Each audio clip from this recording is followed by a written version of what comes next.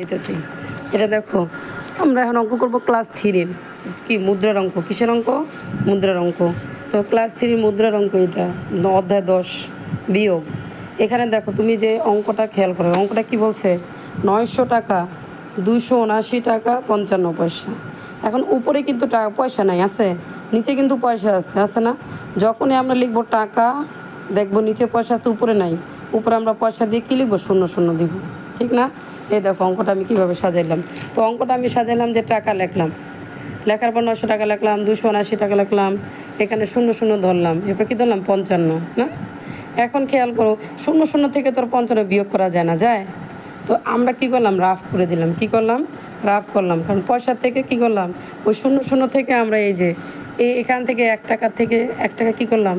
টাকা থেকে 1 টাকা কমায় পয়সার সাথে 100 নাকি যোগ করে দিলাম, তাহলে কিন্তু 1 টাকা আমার এখানে কমে গেল। এই যে এখানে আমি করছি, দেখো 0 সাথে 100 যোগ করে দিলাম পয়সা, তাহলে 100 কি পয়সা হইলো? 100 পয়সা থেকে আমি 55 পয়সা বাদ দিলে 45 পয়সা। এই যে আমি 45 পয়সা এখানে বসাইলাম। এখন আমার এই টাকার এখানে কি করলাম? ওই যে 100 পয়সা নিয়েছিলাম পয়সার সাথে, এই জন্য 1 টাকা এখানে বাদ দিয়ে দিলাম।